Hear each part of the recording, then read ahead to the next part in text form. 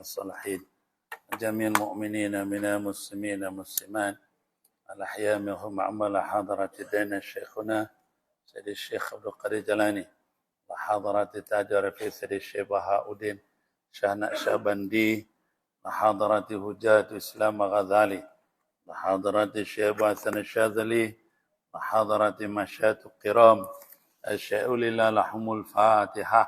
أعوذ بالله من الشيطان الرجيم. بسم الله الرحمن الرحيم. الحمد لله رب العالمين الرحمن الرحيم. إياك نعبد وإياك نستعين. صراط الذين أنعمت عليهم.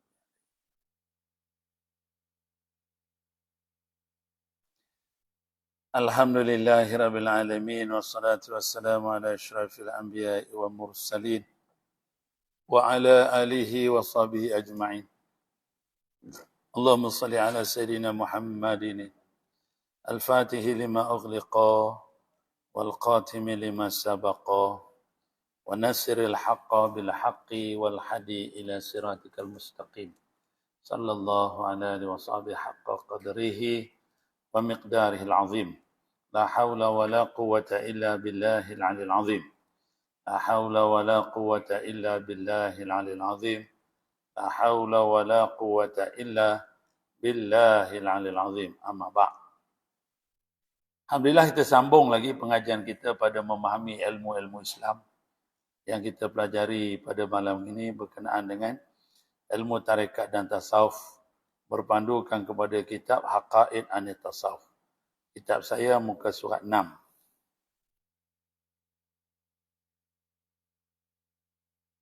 Bismillahirrahmanirrahim. Qala Sayyid Syekh Abdul Qadir rahimahullah ta'ala wa naf'ana bihi wa bi'ulumihi wa bikum fid daraini amin.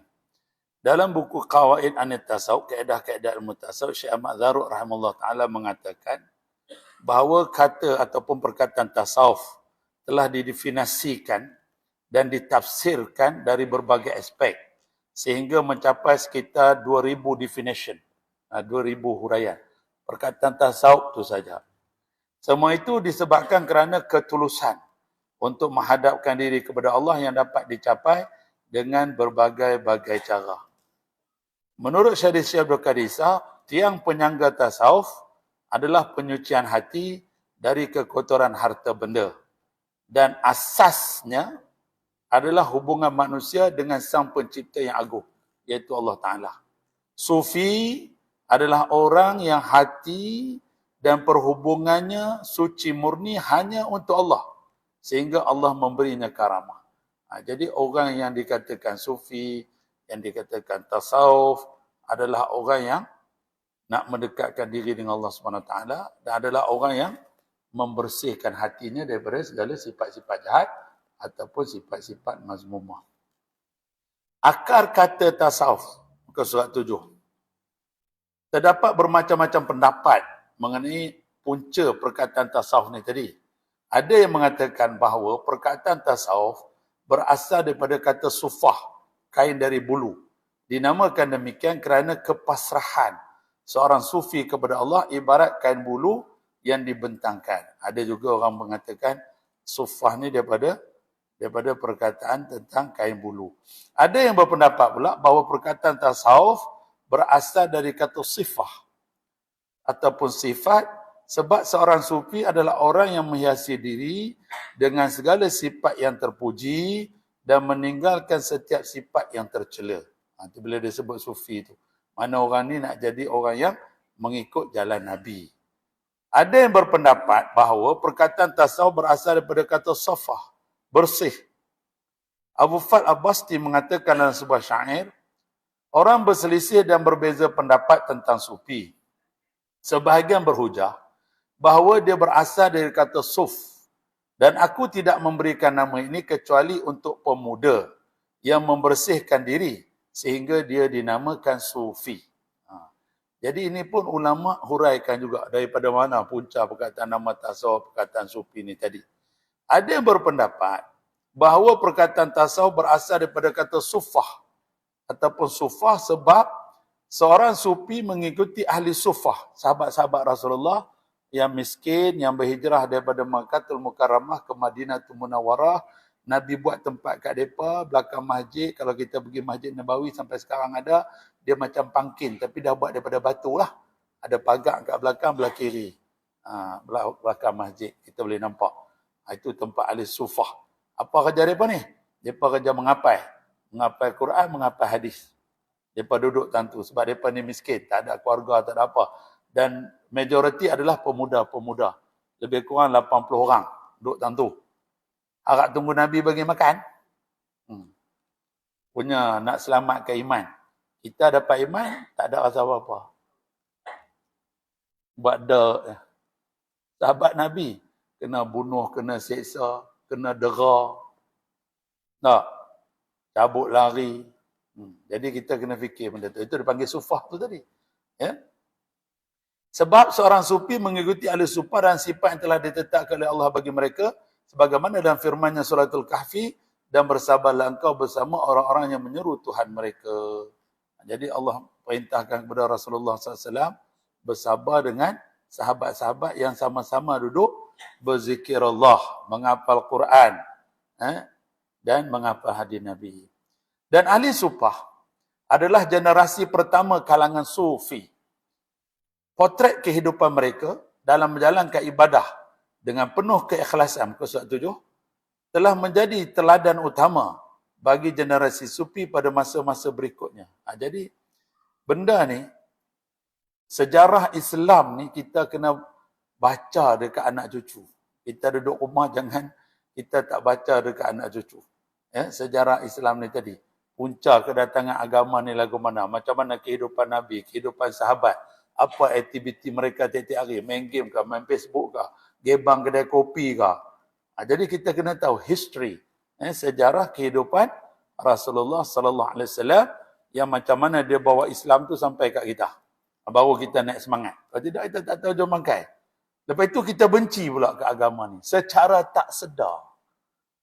Dia tak benci secara direct, tapi cara tak sedar dia membenci agama sebab dia tak tahu itu adalah pekerjaan agama. Punca tak pergi belajar.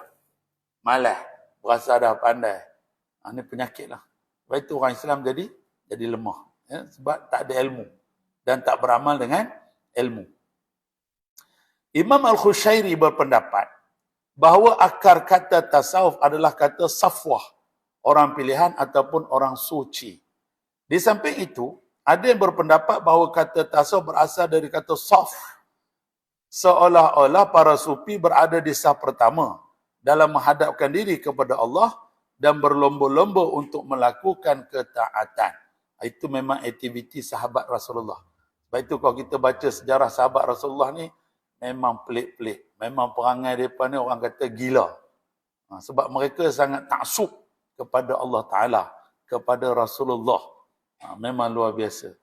Jadi sebab itu kehidupan mereka tak sama dengan kehidupan kita.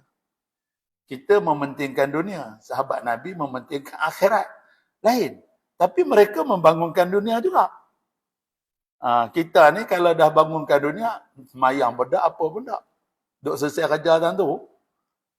Beza dengan sahabat Nabi. Ya? Sebab itu kena tunjuk filem The Message dekat anak cucu ni. Filem lama dah. 1976-79. Nak tunjuk kat anak cucu. Sebenarnya kehidupan Rasulullah tu lagu mana. Supaya dia faham. Dia faham. Jiwa dia mengerti. Sebab benda ni susah. Cerita pun bukan boleh faham. Dia tengok gambar, ada reti sikit lah. Dia tengok gambar, dia reti. Sebahagian kalangan ulama' pula mengatakan bahawa perkataan tasawuf dinisbahkan kepada kain wool, kain bulu yang kasar, rasus al-kashi, sebab para sufi sangat gemar memakainya sebagai simbol zuhud dan kehidupan yang keras. Sebab Rasulullah SAW pakai. Pakai baju bulu ni tadi. Sebab zaman guh dulu, kain ni payah, kain ni susah. Jadi kalau pakai kain bulu ni memang orang miskin lah. Sebab tak mampu nak beli. Nak beli kain tu tak mampu.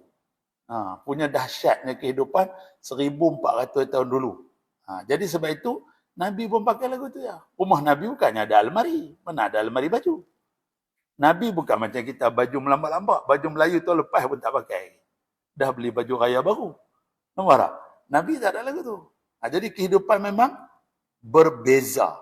Tu kita kena faham tu. Itu yang dikatakan zuhud. Mana zuhud tu apa? Tak cinta dunia. Bukan mereka tak ada dunia. Tapi perasaan cinta tu tak ada. Payah tu benda tu. Nak buang daripada hati kita. Menurut Sayyid Syekh Abdul Qadir Isa, meskipun terdapat bermacam-macam pendapat tentang punca perkataan tasawuf, namun kata ini sudah terlanjur terkenal sehingga tidak perlu lagi didefinisikan secara etimologis. Tak perlu nak cerita panjang lebar, tak perlu nak hurai, perkataan ini dah lama dah terkenal dah ribu tahun. Pengingkaran sebahagian kalangan orang yang tak suka terhadap perkataan tasawuf kerana perkataan ini belum dikenal pada masa sahabat dan tabi'in tidak dapat diterima. Sebab banyak sekali istilah yang muncul dan digunakan setelah masa sahabat tanpa ada yang mengingkari, seperti istilah nahu, fiqh dan mantik, arud dan sebagainya. Macam-macam istilah lagi dalam agama ni tadi, muncul istilah-istilah ini selepas zaman sahabat. Sebab apa? Ilmu tu dah berkembang. Ilmu tu dah berkembang. Bukan bermaksud benda tu bid'ah, diada-adakan oleh ulama, tidak. Tapi sebab ilmu tu dah berkembang. Dengan demikian, Sayyid Syekh Abdul Qadir Isa tidak terlalu memperhatikan bermacam-macam ungkapan dari punca asal perkataan tasawuf. Menurut Sayyid Syekh Abdul Qadir Isa, lebih baik kita menumpukan perhatian pada tajuk-tajuk dan intipati dari tasawuf itu sendiri. Yang dimaksud dengan tasawuf adalah usaha untuk membersihkan jiwa. Bila dia kata Muhammad mengaji apa? Mengaji tasawuf. Dia tengah mengaji cara-cara nak membersihkan jiwa. Memperbaiki akhlak, supaya akhlak jadi lebih baik. Dan mencapai makam ihsan. Anta'budallah ka'annaka tara. Sembahlah Allah seperti kamu melihat Allah. Tu orang mengaji tasawuf. Tujuannya dia nak dapat makam ihsan yang disebut oleh Rasulullah sallallahu alaihi wasallam. Inilah yang dinamakan dengan tasawuf. Boleh sahaja dikatakan bahawa tasawuf adalah aspek kerohanian. Bila sebut tasawuf ni, dia adalah ilmu kerohanian berkenaan dengan roh kita, tentang sifat-sifat batin kita. Itu dipanggil tasawuf. Atau aspek ihsan, sembah Allah seperti melihat Allah. Atau aspek akhlak dalam Islam. Itu dipanggil tasawuf. Dan boleh saja tasawuf dinamakan dengan nama lain, asal sesuai dengan intisari dan intipati dari tasawuf itu sendiri, iaitu akhlak. Namun demikian, para ulama sufi telah mewarisi perkataan dan hakikat tasawuf dari para pendahulu mereka sejak masa awal Islam sampailah hari ini, sehingga sudah menjadi tradisi bagi mereka untuk menggunakan perkataan tasawuf. Ini pun dihurai juga. Sejarah perkembangan tasawuf. Dr. Ahmad Al-Awasi berkata banyak kalangan tertanya-tanya mengapa dakwah kepada tasawuf tidak berkembang di awal era Islam. Ada juga orang petikai. Kenapa zaman sahabat tak ada tarekat, tak ada tasawuf? Orang duk tanya ni. Orang tanya tu, dia bukan tanya dia nakkan ilmu. Dia tanya tu nak tuduh puak ni bid'ah. Dan baru muncul setelah era sahabat dan tabi'in. Jawapannya, pada awal Islam, dakwah kepada tasawuf belum diperlukan. Sebab pada era itu, semua orang adalah ahli taqwa, ahli wara' dan ahli ibadah. Berdasarkan panggilan fitrah mereka dan kedekatan mereka dengan Rasulullah sallallahu alaihi wasallam. Mereka semua berlomba-lomba untuk mengikuti dan meneladani Rasulullah sallallahu alaihi wasallam dalam setiap aspek. Oleh kerana itu, mereka tidak memerlukan ilmu yang membimbing mereka kepada sesuatu yang benar-benar telah mereka kerjakan. Jadi zaman Nabi, dia tak perlu nak kata tasawuf dah, sebab orang semua ikut akhlak Nabi bulat-bulat. Dia memang ikut bulat-bulat. Sebab itu orang kafir Quraisy kata mereka ni gila. Mereka ni taksub, memecah belahkan masyarakat. Sebab dia punya kehidupannya totally change. Memang berubah sungguh perangai-perangai orang yang masuk Islam ni tadi. Jadi sebab itu, mereka ni tak perlu kita nak sebut tasawuf, sebab mereka tu tasawuf dah. Tu. Akhlaknya memang hebat. Ya? Keadaan mereka, sahabat Nabi ni, ibarat seorang Arab murni yang mengetahui bahasa Arab melalui warisan dari generasi pendahulu. Dia dapat menciptakan syair yang fasih tanpa sedikit pun memiliki pengetahuan tentang tata bahasa Arab dan ilmu mencipta syair. Orang seperti ini tidak perlu mempelajari nahu dan saraf dan balaghah. Nahu, saraf, balaghah dan ilmu tentang syair diperlukan dan mesti dipelajari oleh orang yang banyak melakukan kesalahan berbahasa Arab dan lemah dalam menyusun kalimah-kalimah, atau bagi orang bukan Arab yang hendak memahami dan mengetahui bahasa Arab, atau pada saat ilmu-ilmu tersebut menjadi keperluan masyarakat sebagaimana keperluan mereka terhadap ilmu-ilmu lainnya. Jadi dia bagi contoh sahabat Nabi ni seperti orang yang memang orang Arab. Dia memang tak tahu bahasa apa. Yang dia tahu bahasa Arab. Yang itulah dia bercakap. Dan dia bercakap pula dengan bahasa Arab yang tinggi. Sebab tok nenek dia bercakap lagu tu. Dia tak campur bahasa-bahasa luar. Sebab zaman dulu mana ada televisyen, radio semua ni. Zaman kita ni orang Arab pun cakap bercampur bahasa orang putih, bercampur bahasa Perancis. Sebab bahasa tu dah jadi rojak. Lebih lagi kalau main komputer, ada bahasa komputer pula. Jadi zaman dulu tu, yang tu lah dia cakap. Dia macam tok nenek kita dulu. Mereka pantun ni sat ya. Kita nak pantun, mana ada dah lah ni. Orang Peminang berpantun payah dah. Ada. Nak kena reka tulis dulu. Nak jawab spontan. Memang tak boleh jawab. Sebab bukan kita punya budaya dah. Budaya kita dah jadi caca marba. Dah tak ada dah budaya Melayu Islam ni. Sebab dah bercampur aduk macam-macam pesen. Itu masalah dia. Jadi kita faham sahabat Rasulullah sallallahu alaihi wasallam tu tadi tak perlu mereka nak mempelajari tasawuf dah sebab mereka memang ahli tasawuf dah. Tu. Meskipun para sahabat dan tabi'in anak murid sahabat tidak menggunakan perkataan tasawuf, akan tetapi secara pengamalan mereka adalah para sufi yang sesungguh-sungguhnya, yang sebenar-benarnya. Yang dimaksudkan dengan tasawuf tidak lain adalah bahawa seseorang hidup hanya untuk Tuhannya, bukan untuk dirinya. Tu. Itu yang banyak orang masuk Islam sebab mereka ni pelik. Pasal apa mereka ni pergi perang? Dia bukan nak reta, dia tak takut mati. Mereka ni perang kerana siapa? Jadi banyak orang berubah jadi masuk Islam. Sebab tengah-tengah perang tu berhenti pedang. Dia tanya, weh, hang perang ni pasal apa? Aku perang ni sebab nak ajar orang sembah Allah ya. Allah tu siapa? Tuhan kita semua lah. Kalau lagu tu aku ikut hang. Masuk Islam lah tu juga. Memang ajaib. Memang ajaib. Jadi sebab itu kalau kita baca sejarah sahabat Nabi ni, memang luar biasa. Memang ajaib. Memang kita tak boleh ikut. Semayang sehari 800 rakaat, 400 rakaat. Anak ikut lagu mana? Yang paling common sehari 100 rakaat. Itu kira sahabat yang paling common lah. Sibuk pergi meniaga, pergi kebun. Orang lain pun pergi kebun juga. 400 rakaat. Sayyidina Abu Bakar, dia meniaga kain. 800, 1000 rakaat. Macam mana semayang tu? Kita dengar pun, ambil betul. Nak pergi kerja lah ke mana? Kalau kita lah dah. Tapi itulah sahabat Rasulullah. Kalau yang duduk Mekah pula, dia tawaf Kaabah tu, siang 450 pusingan. Malam 450 pusingan. Pusing tu, kira 400.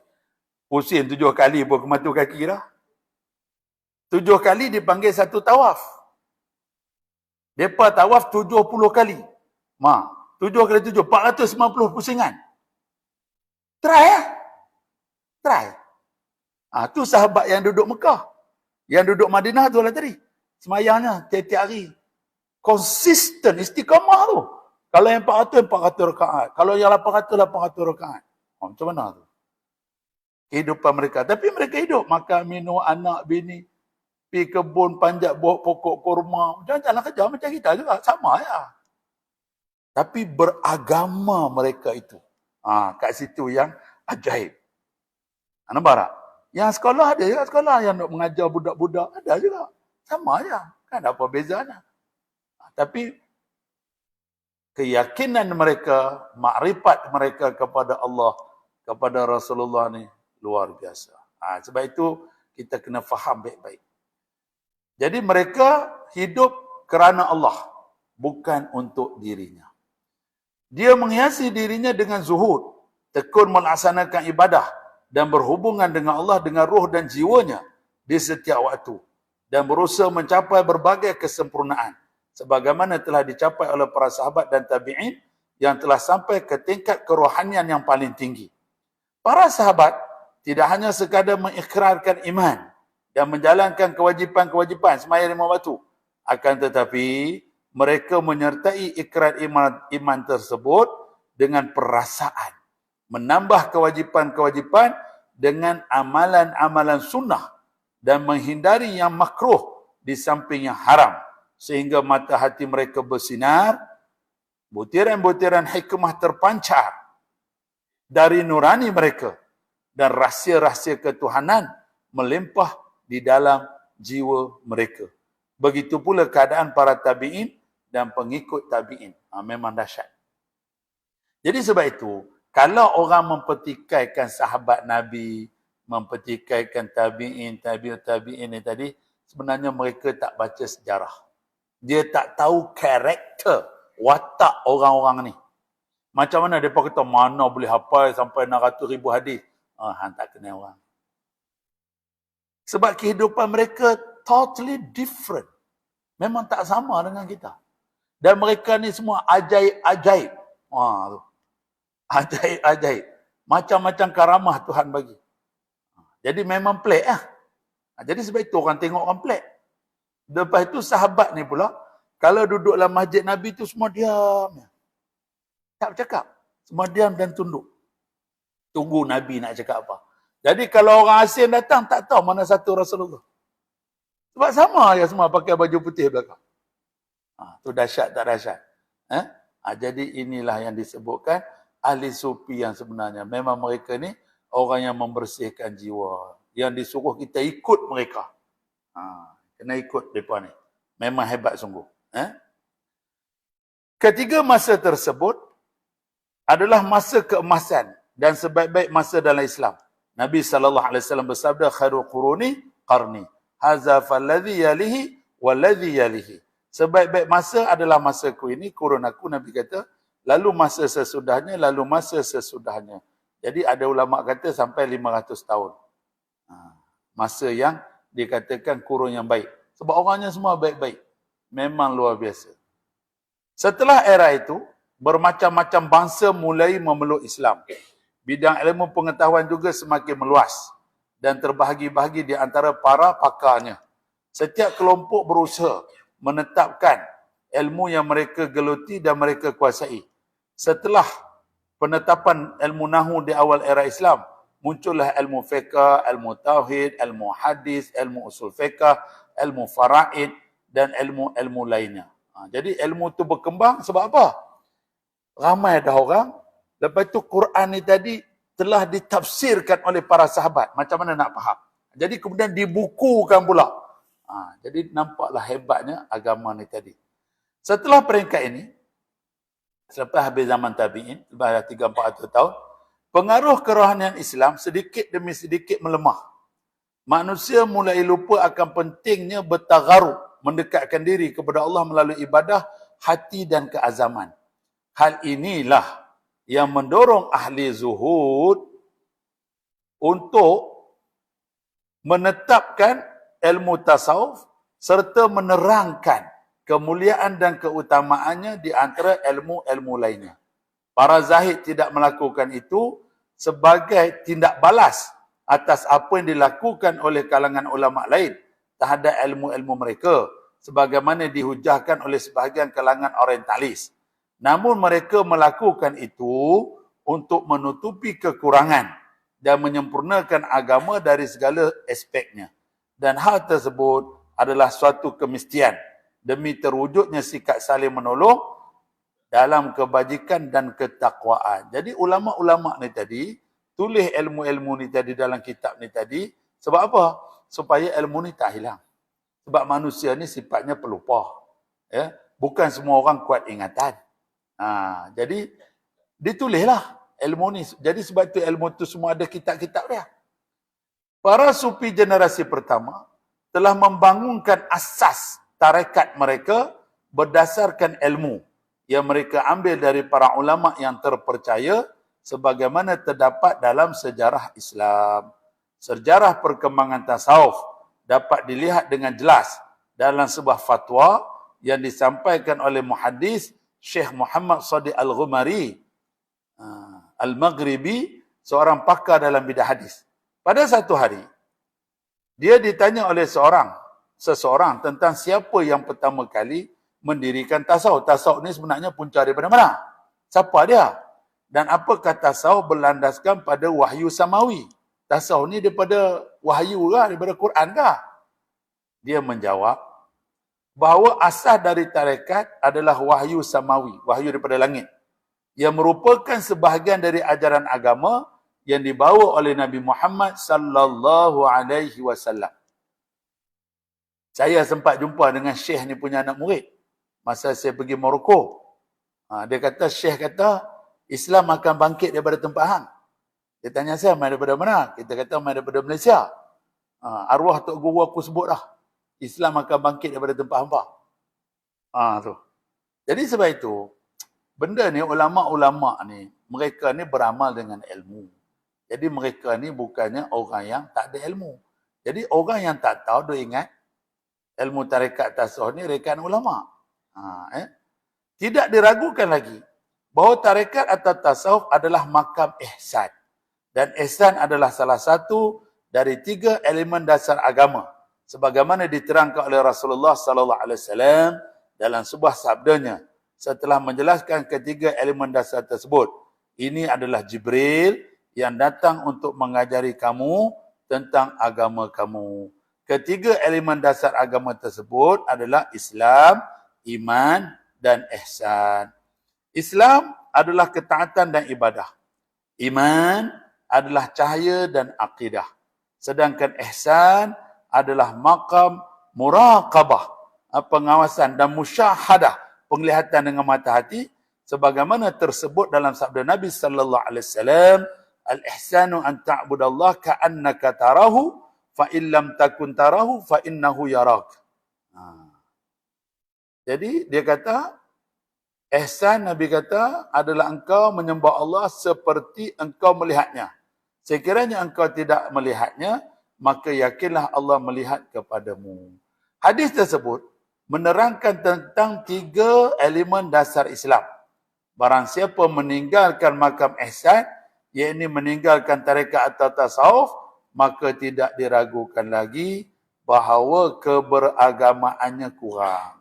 Sebab dia meninggalkan salah satu daripada elemen dasar agama Islam.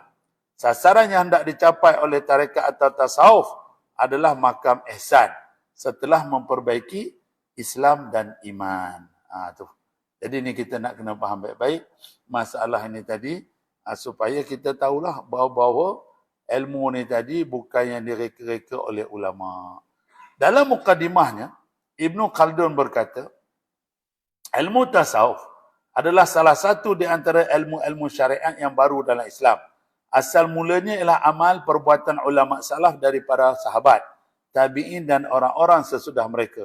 Dasar tasawuf ialah tekun beribadah, memutuskan jalan selain yang menuju Allah, berpaling dari kemegahan dan kemewahan dunia, melepaskan diri dari apa yang diinginkan oleh kebanyakan manusia, berupa kelazatan harta dan pangkat, serta mengasingkan diri dari makhluk dan berkhalwat untuk beribadah.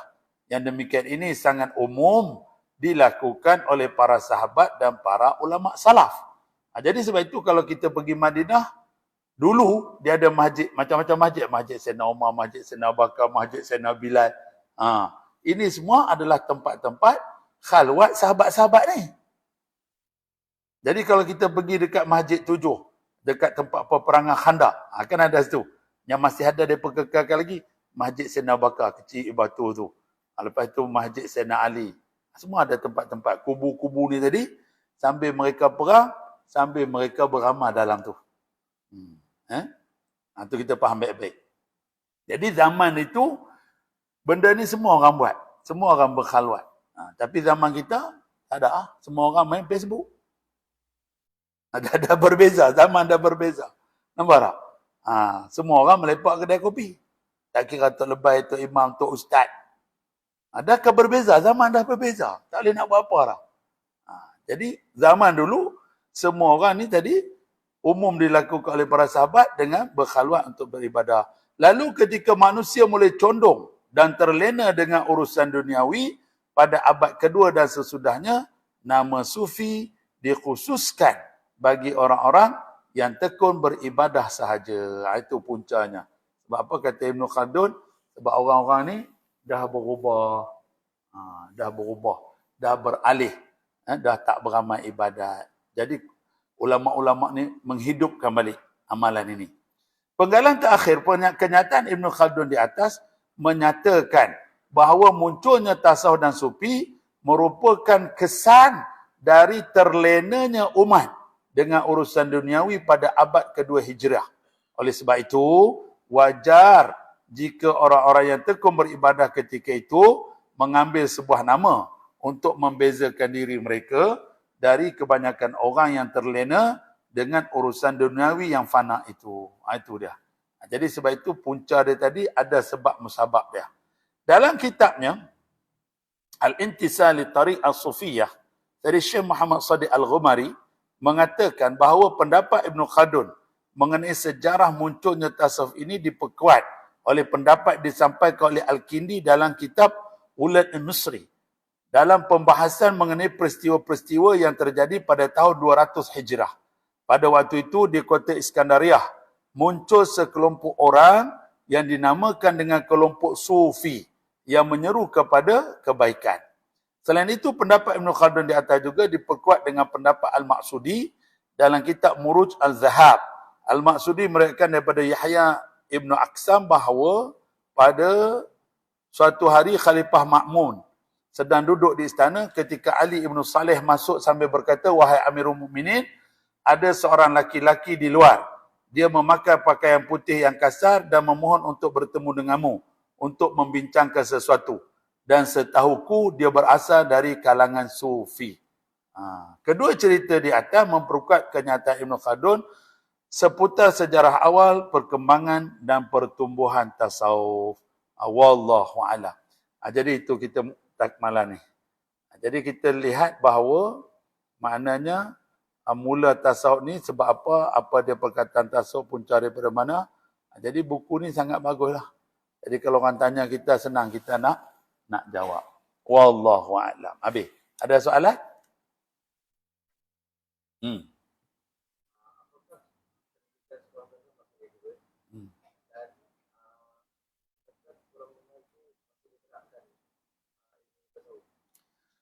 Dia kalau pendidikan negara ni dia ikut politician. Tak boleh nak buat apa. Dia ikut siapa yang merintah. Dia tak boleh nak buat apa benda ni. Jadi sebab itu kita sendirilah kena mengajar anak-anak kita ni tadi. Kalau nak harap dia belajar kat sekolah, tak boleh pergi. Dia sebab apa? Ikut siapa merintah. Kalau merintah liberal, liberal lah. Merintah nak cari duit lah cerita dia. Merintah nak sains teknologi lah. Dia tak boleh nak buat apa benda tu. Jadi kita sendiri yang kena ada kesedaran, baru boleh. Sebab apa sepatutnya di sekolah kita, dia kena belajar kitab Ihya Ulumuddin ni. Form 1 sampai Form 5. Baru jadi power. Tapi siapa nak ajar? Sebab orang dia ingat benda tu agama. Sebab orang dah memisahkan agama dengan kehidupan. Nampak tak? Jadi ni jadi masalah dia. Jadi bila ustaz datang, dia pun cabut lari. Dia ambil lukisan. Nampak lagu. Tak boleh nak buat apa. Wallahu a'lam. Habis. Ada soalan lain? Al-Fatihah. A'udzubillah minasyaitanir rajim. Bismillahirrahmanirrahim. Alhamdulillah rabbil alamin. Iyyaka na'budu wa iyyaka nasta'in. Ihdinas siratal mustaqim. Siratal ladzina an'amta 'alaihim ghairil maghdubi 'alaihim. Amin. Bismillahirrahmanirrahim. Allahumma salli 'ala Al-Fatih lima ughliqa khatim. والناصر الحق بالحق صلى الله عليه وسلم. اللهم تف علينا حكمتك يا مقلب خلص بقلبنا عليك. ربنا آتنا في الدنيا حسنة وفي الآخرة حسنة وقنا عذاب النار.